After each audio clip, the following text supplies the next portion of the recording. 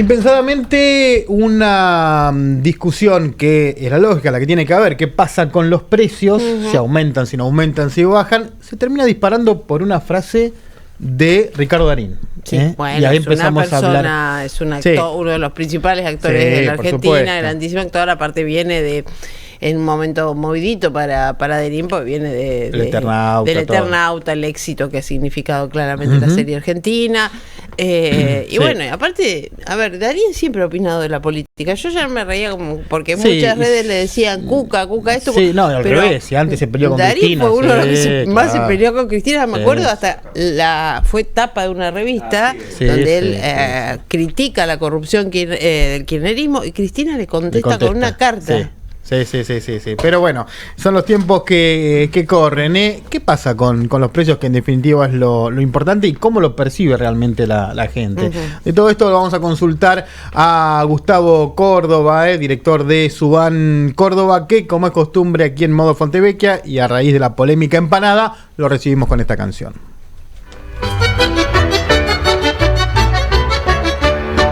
El pueblito bulle alegre con las concurridas fiestas patronales. Buscan todos la manera de llevar a casa algún recuerdo amable. Y entre tanto mercachifle que se hizo agosto con sus baratijas, empanadita con flico, ña Felipe ofrece al precio de ocasión. ¿Qué será lo que contiene esa curiosa empanada? Porque aquí nadie ignora que mano tiene feliz. Gustavo Córdoba, muy buenos días. Esto es la producción, aquí con él y no nos hacemos cargo de esta música. No maten al mensajero. Pero así te estamos recibiendo. Buen día.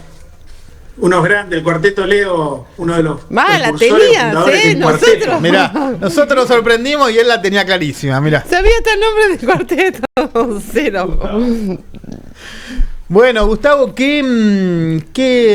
¿cómo se ha disparado, ¿no? A partir de estas declaraciones de Darín en una mesa de Mirta Legrand, respuesta del ministro de Economía, y en definitiva, ¿qué pasa con los precios? Que es lo que importa, lo de fondo. Bueno, ahí está la clave, ¿no? Independientemente de la reacción del gobierno, que creo contribuyó de una manera enorme a que esto alcanzara aún mayor difusión. Nosotros tenemos algunos datos que hemos medido, que no hemos publicado, pero vienen al cuento. Nosotros no publicamos este dato, que es interesante. Miren, tomando si llega o no llega a fin de mes, le preguntamos a la gente cómo describiría su situación actual. Un 17% dice llegar a fin de mes y poder ahorrar algo. 17%. Sí. Después tenemos un 42% que dice que llega pero arañando a fin de mes. 42% que llega con apenas, lo justo. No le sobra nada. Y después tenemos un 40% que no llega a fin de mes y que se tiene que endeudar. Así que este panorama... ¿40%? Wow. Sí, pero Gustavo, son coincidentes también con datos que se conocieron en los últimos días, datos oficiales, ¿no? Que hablan de un crecimiento exponencial del endeudamiento de las familias. Y es un poco lo que vos estás diciendo, digo, si no llegan a fin de mes, este 40% de algún lado, recorta, pero en algún lado va a necesitar algún tipo de asistencia para poder compensar lo que le falta, ¿no? El otro elemento que nosotros medimos es si ha sentido un impacto directo de la inflación en su vida diaria durante los últimos meses. Y los que nos dijeron que no habían sentido impacto de la inflación, 19,5%. Es decir, hay casi un 80% que nos ha dicho que sí, que ha sentido un impacto incidente, digamos, en su diaria, en la compra de bienes y servicios, en lo que hace habitualmente el circuito económico. Así que no es un tema para subestimarlo. Quizás la dimensión de la popularidad de Darín, la centralidad que él tiene como una figura indiscutida, ¿no?, en Argentina, el gobierno creo que cometió un error torpe, digamos, de no dimensionar cómo podía escalar esta discusión, porque evidentemente la plata no alcanza, y esa es la cuestión. Hubieran salido de la conversación de una manera muy simple, pero vieron que el gobierno ahora tiene esta mecánica. Antes, los dichos de Milei, los desbordes de Milei verbales, eran contenidos, o al menos trataban de contenerlo, y el presidente hacía un esfuerzo. Hoy la modalidad es otra. Hoy la modalidad es que Milei ya nadie lo puede contener, por lo tanto se adapta el gobierno a los dichos de Milei. Por eso salió el ministro de Economía a contestarle a Darín. ¿A ustedes les parece que un ministro de Economía de un país como la Argentina, con los problemas que tiene, no, aparte con el canchereo, pero vos estás diciendo algo muy interesante y me parece que va al quid de la cuestión, ¿no? Darín no critica, no habla de la inflación, no pone en discusión si el gobierno bajó o no la inflación, como hacen muchos referentes por ahí del peronismo, se concentran en la palabrita inflación. Sí. Lo que trae Darín sobre la mesa, y además porque es una figura muy popular, además está en un momento muy popular, es eso de que o la plata no la alcanza o que las cosas están caras. Y eso sí la gente lo sienta, porque la gente puede decir, sí, yo lo reconozco efectivamente al gobierno que ha bajado la inflación. Eso no implica que a mí me alcance la plata o que las cosas hayan bajado de precio, ¿se entiende? Son dos debates, me parece, en el fondo es lo mismo, estamos hablando de lo mismo, pero con dos discursos presentados de forma diferente y al tratarse además de una figura popular, eso me parece que prende diferente y preocupa al gobierno, por eso todos salen a contestarle.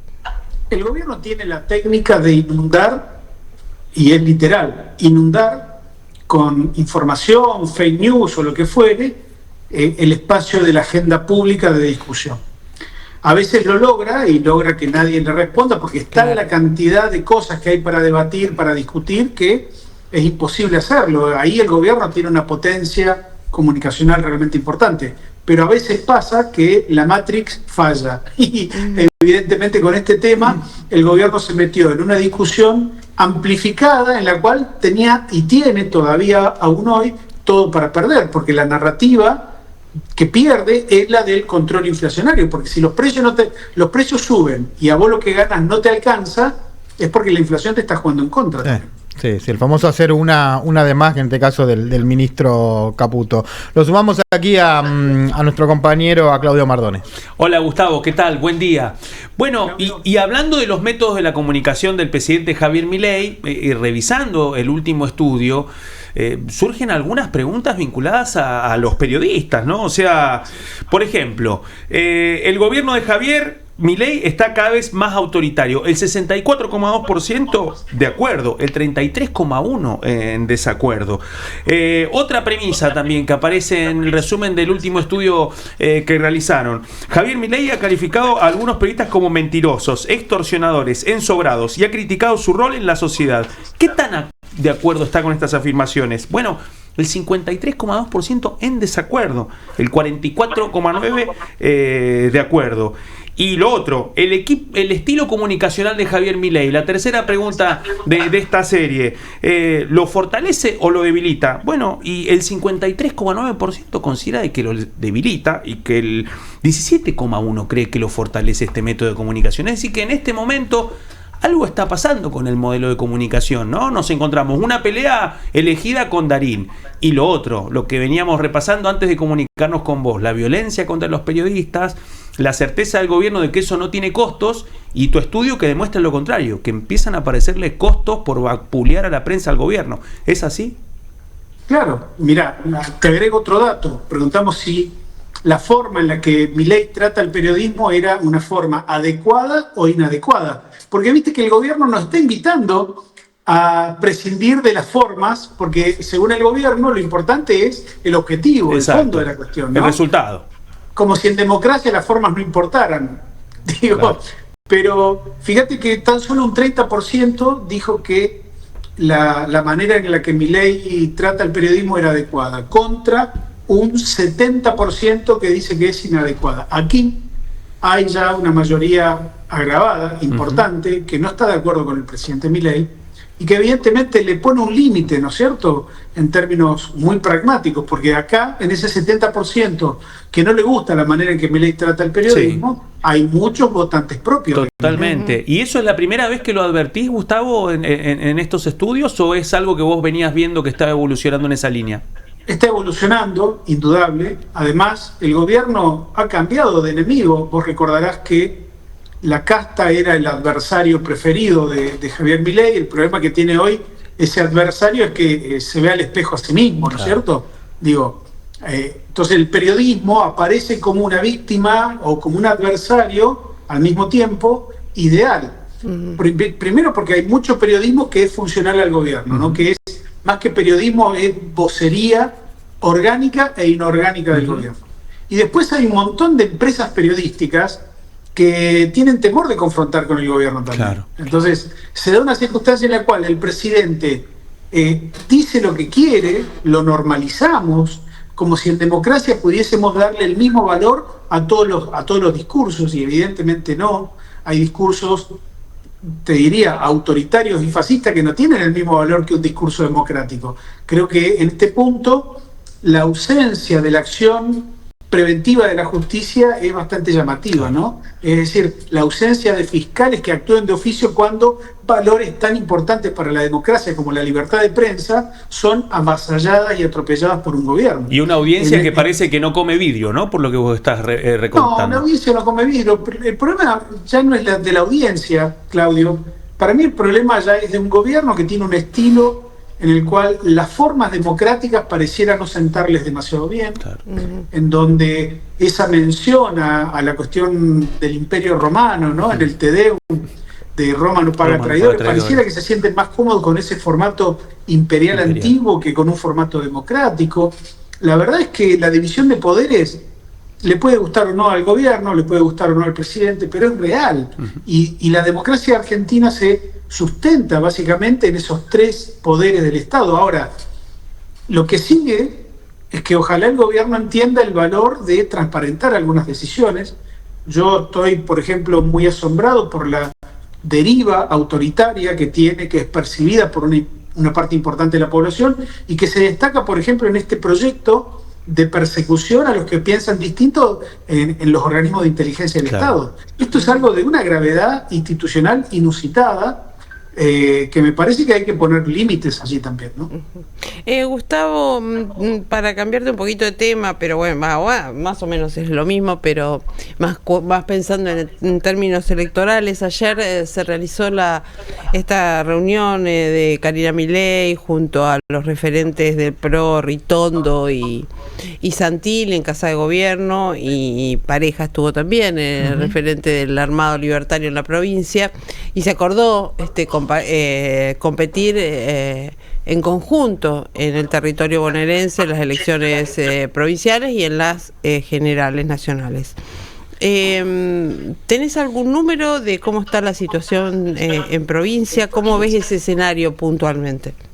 Bueno, primero hay que entender que el escenario de la provincia de Buenos Aires consiste en doble escenario. Por un lado son las elecciones provinciales, que son 8 elecciones distintas, porque son 8 las secciones electorales. Exacto. Y en cada una se vota candidatos distintos, ¿no? Entonces son 8 elecciones. Después tenemos la de octubre, que allí sí me parece que esta alianza tiene una incidencia importante, porque matemáticamente yo te diría, Débora, que la sumatoria estaría favoreciendo hoy a la Libertad Avanza. Este paso que ha dado la dirigencia del PRO de formalizar un acuerdo no es más que darle un viso de realidad a este episodio de muchos votantes del PRO yéndose de manera inorgánica a la Libertad Avanza. Ahora, esto representa también una enorme oportunidad para el peronismo, que puede elegir, haciendo lo que está ahora, puede seguir haciendo lo mismo, esta pelea de egos y esta pelea de ver quién tiene razón, etcétera, o bien formalizar un principio de acuerdo, sabiendo que tienen muchas cosas que están en desacuerdo, pero por lo menos tratando de agruparse, porque si no, la derrota puede ser dura e importante en octubre, ¿no? Sin unidad es imposible dar competencia. Y yo diría, mirá, en el plano nacional uno puede decir que el peronismo es competitivo, pero en la provincia de Buenos Aires, si el peronismo va dividido, las chances de triunfo caen de manera matemática, ¿no? Entonces, claro que sí que hay una señal de advertencia y que ha empezado un tiempo de descuento, porque a partir de ayer, bueno, el tiempo corre en contra del peronismo de la provincia de Buenos Aires. Gustavo Córdoba lo dice clarísimo, como siempre. Gustavo, Tengo una curiosidad desde que empezamos la nota, no puedo dejar de preguntarte. Ese mapa que tenés atrás, para los que están mirando por NetTV lo pueden ver, me llama mucho la atención, es muy, muy bonito. No sé si tiene algo en especial ahí, pero está muy bueno ese mapa. Sí, la verdad que es una belleza y por eso te confieso algo, Sí. me acabo de mudar y estamos viendo si lo sacamos o no. No. Va a quedar. Si lo sacás, pasámelo. Tengo una hija que estudia geografía y me está pasando ese gusto por los mapas y ahora le estoy prestando atención a los mapas porque hay cosas bellísimas. Si lo llegás a sacar, avísame. Va a ser así. Gracias, Gustavo, por estos minutos.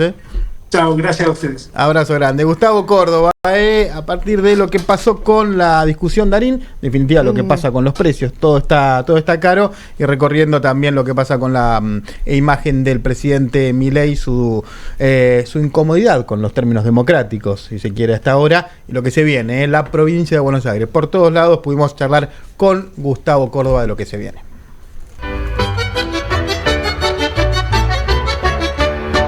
El pueblito bulle alegre con las concurridas fiestas patronales. Buscan todos la manera de llevar a casa algún recuerdo amable. Y entre tanto mercachifle que se hizo agosto con sus baratijas, empanadita con flico, ña Felipe ofrece al precio de ocasión. ¿Qué será?